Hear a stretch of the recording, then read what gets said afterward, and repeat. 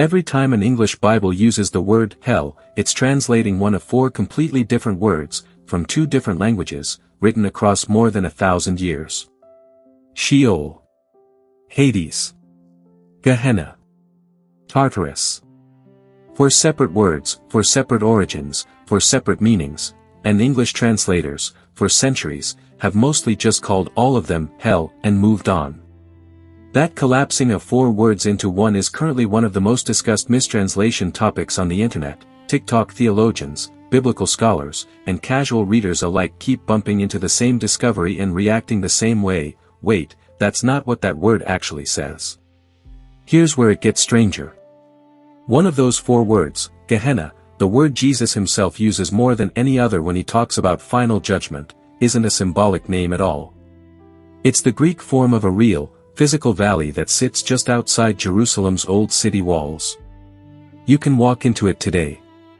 It has a specific, documented history, and that history is genuinely disturbing, but it's not the history most people have been told. So this video is going to do three things. First, trace what each of these four words, Sheol, Hades, Gehenna, and Tartarus, actually meant to the people who first wrote them down. Second, track down where the popular image most people carry around in their heads, a smoldering, eternally burning garbage dump, actually came from, and whether it holds up. And third, look at how respected biblical scholars today genuinely disagree about what all of this adds up to, because this isn't a case where the debate is settled and only internet skeptics are confused. Serious, Bible-believing scholars land in different places on this one. To be clear up front, this isn't a video arguing that judgment isn't real, or that these words are meaningless. It's the opposite. Taking the actual words seriously, instead of the one flattened English syllable standing in for all of them, is what surfaces just how specific, and in some cases just how differently understood, the biblical material on this topic actually is. Start with Gehenna, because it's the word with the most concrete history behind it. Gehenna is the Greek transliteration of the Hebrew Gehinnom, the Valley of Hinnom, or more fully, the Valley of the Sons of Hinnom. It's a real ravine that runs along the southern and western edge of ancient Jerusalem. Joshua chapter 15 lists it as an actual boundary marker in the tribal land divisions. This isn't poetic language, it's a location on a map. And the history attached to that specific valley is dark even by ancient standards. 2 Kings chapter 23 describes King Josiah defiling a site there called Topheth, so that no one would make a son or daughter pass through the fire to Molech, a reference to child sacrifice practiced by some Israelites to a Canaanite god. Jeremiah, in chapters 7 and 19, condemns the same practice happening in the same valley, calling it a place so associated with horror that God would eventually make it a byword for judgment itself. By the time Jesus is teaching centuries later, Gehenna has become the standard image for final, decisive judgment. He uses the word roughly a dozen times in the Gospels, more than any other New Testament figure, more than any other word for judgment he could have reached for. Now here's the part almost everyone has heard preached at some point, that Gehenna, on top of its history of child sacrifice, was also Jerusalem's garbage dump, a valley where trash and animal carcasses were dumped and burned continuously, worms and fire always active, which is why Jesus supposedly borrowed the image. It's a vivid detail. It shows up in sermons, study Bibles, and devotional books constantly. It also doesn't check out. Historians researching this specific claim have traced it back as far as it goes, and it lands in one place, a commentary written by the medieval Rabbi David Kemi, on Psalm 27, dated to around 1200 AD, roughly 12 centuries after Jesus was speaking. Kemi described Gehenna as a repugnant place, into which filth and cadavers are thrown, and in which fires perpetually burn to consume the filth and bones. That's a vivid image. It's just not an ancient one. There is no archaeological evidence of a continuously burning refuse site in the Hinnom Valley from the Second Temple period, and no earlier literary source, Jewish or Christian, biblical or extra-biblical, mentions it either. The burning garbage dump wasn't something Jesus's audience already knew and he was simply referencing. It's a detail invented over 1,000 years after the fact, and it has been repeated so often since that most people assume it's simply established history. What Jesus's audience actually knew about that valley was worse and more specific than a garbage dump, a real place, a few hundred yards from where they were standing, where children had been burned alive as offerings to a foreign god. That's the association Gehenna carried, not municipal waste management, but the single most horrifying thing this culture could point to and say, that's what judgment looks like. There's even a second layer to the myth worth pulling apart. The single most cited piece of evidence for the burning dump is a phrase from Mark chapter 9, where Jesus describes Gehenna as a place where their worm does not die, and the fire is not quenched, vivid, physical, exactly what you'd expect at a smoldering trash heap. Except that phrase isn't Jesus improvising a description of a landfill in front of him. It's a direct quotation, word for word, from Isaiah chapter 66, verse 24, a text written centuries before Jesus ever stood near that valley. He's not describing municipal infrastructure. He's quoting prophetic poetry about covenant breakers, the same way a preacher today might quote a familiar hymn line and expect the audience to catch the reference. So here's where this stands so far. One of the 4 words behind hell in your English Bible is a real valley with a real, documented history of child sacrifice, and the detail most commonly attached to it turns out to be a legend invented 12 centuries later that simply stuck. If pulling a single popular assumption apart like this, thread by thread, back to its actual historical source is something you find valuable, this channel exists specifically to do that every week. Subscribing means you catch the next one. Because Gehenna is only one of the 4 words hiding inside that single English word, hell, and the other 3 come from a completely different tradition, with a completely different problem, not an invented legend this time, but a genuine, documented mismatch between 2 languages. Start with Sheol, the Hebrew word underneath most Old Testament references. It appears 65 times, and its basic meaning is something like, the grave, or, the realm of the dead, a shadowy, dusty, subterranean place where the dead simply are, without activity, without distinction. And critically, everyone goes there. Genesis has Jacob say he'll go down to Sheol mourning for his son Joseph. Ecclesiastes says there's no work, no thought, no knowledge in Sheol, for anyone, righteous or wicked alike. It's not a place of punishment reserved for the guilty. It's just where the dead are, full stop. The King James translators clearly felt this tension themselves, because their own translation choices give away the confusion. Of the 65 times Sheol appears, they render it, hell, 31 times, the grave, another 31 times, and the pit, 3 times, nearly splitting the same Hebrew word right down the middle between 2 completely different English concepts, verse by verse, seemingly on a case-by-case basis rather than any consistent rule. Around 200 BC, Jewish scholars in Alexandria translating the Hebrew scriptures into Greek, the Septuagint, needed a Greek word for Sheol, and they landed on Hades, borrowing directly from Greek mythology, where Hades was both the god of the underworld and the underworld itself. It was, by most scholarly accounts, an imperfect fit from the start. In Sheol, the dead are essentially inert, without consciousness or activity. In the Greek concept of Hades, the dead persisted as fully aware shades, carrying on a kind of dim half-existence. 2 different pictures of what happens after death, forced into the same word.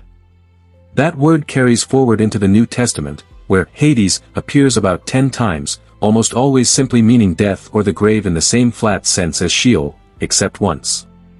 In Luke chapter 16, Jesus tells a story about a rich man and a beggar named Lazarus, and in that story, Hades is depicted with conscious torment, flame, and a clear separation from comfort, specifically, a separation from a place the story calls Abraham's bosom, where the beggar himself is comforted.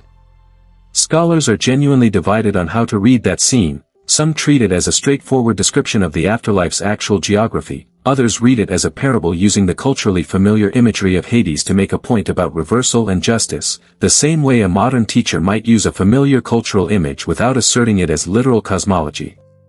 Both readings currently have serious defenders. What isn't disputed is that Abraham's bosom reflects a real development in Jewish thought by this period. Rather than the flat, undifferentiated Sheol of the earlier Old Testament, intertestamental Jewish writing increasingly pictured the realm of the dead as divided into separate compartments, a place of comfort for the righteous, a place of torment for the wicked, held apart from each other within the same shadowy underworld. The Book of Enoch, a Jewish text widely read in this period though not part of the Hebrew canon, goes even further, describing 4 separate divisions of the dead.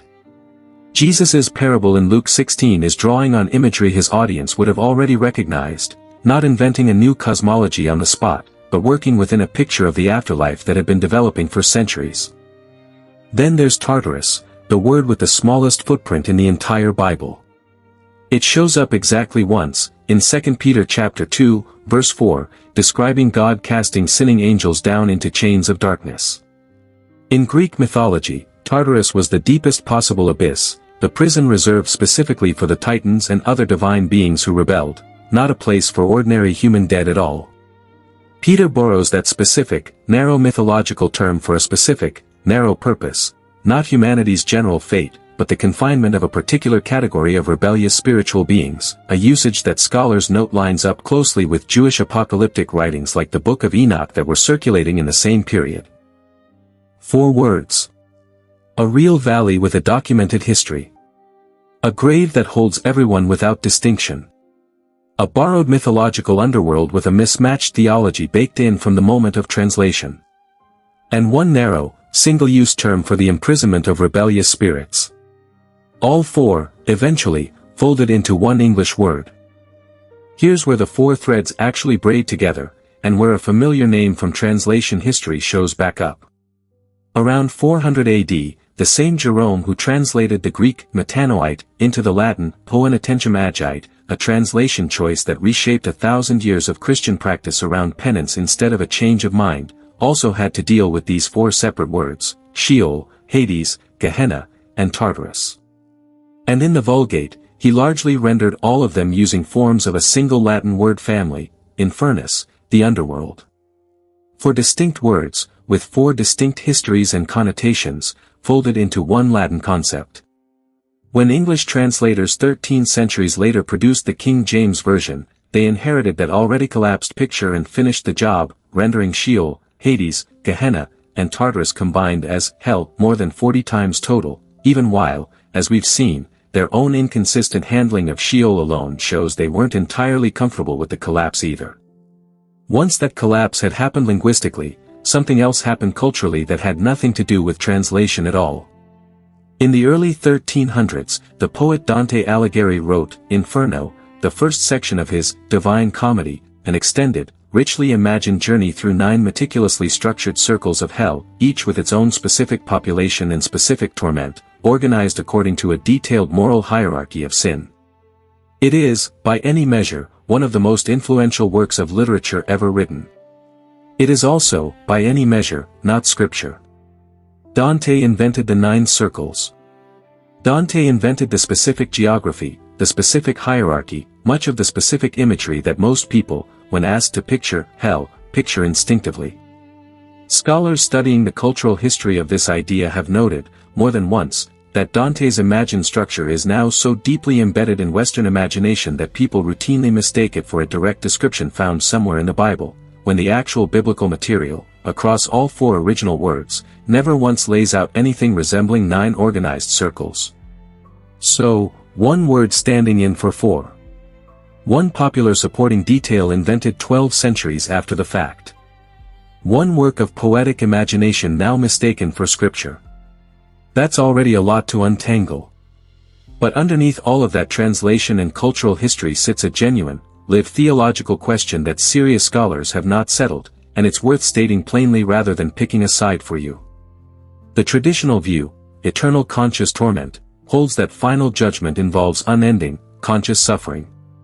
That's the majority historical position across most of Christian history, and it still has serious, careful defenders today. But it is not the only position taken seriously within mainstream, Bible-believing scholarship. In 1988, John Stott, one of the most respected voices in 20th-century evangelicalism, not a fringe figure by any measure, published his view that Scripture may actually teach conditional immortality, or annihilationism, that final judgment means the wicked are ultimately destroyed rather than kept in conscious suffering forever. Stott wasn't arguing eternal punishment sounded unpleasant and therefore couldn't be true. His argument was narrower and more careful than that the specific vocabulary used across these 4 words, destruction, perishing, consumed, deserved a fresh, honest look, rather than an inherited assumption. His proposal set off a real, sustained debate inside evangelical scholarship that continues today, with serious names on both sides, and it's now widely regarded as one of the defining moments in modern discussion of this topic, not a settled question, but a live and respected one. So here's what's actually sitting underneath one three-letter English word. For separate originals, a real valley with a documented history of child sacrifice, a shared grave that holds everyone without distinction, a borrowed mythological underworld with a mismatch built into it from the start, and one narrow term for the imprisonment of rebellious spirits. A popular supporting detail, the burning garbage dump, invented a full 12 centuries after the fact, with no ancient evidence behind it at all. A medieval poet's imagined geography that large numbers of people now mistake for direct biblical description. And underneath all of that, a genuine, respected disagreement among serious scholars about what these words ultimately mean for eternity, one that isn't resolved by internet threads or this video, and shouldn't be treated as if it is. What is settled is the history, for different words, for different stories, folded by translators over centuries into a single English syllable that now carries all of that weight at once, whether the reader realizes it or not. Knowing that history doesn't settle the theological question. But it does mean that the next time that one syllable shows up on a page, it's worth pausing long enough to ask which of the four original words is actually sitting underneath it, because by now, you know they're not the same thing. Which detail surprised you more, that the burning garbage dump is a 1,000-year-old legend, or that a scholar as respected as John Stott seriously argued for a completely different reading of what these words mean? Tell me in the comments.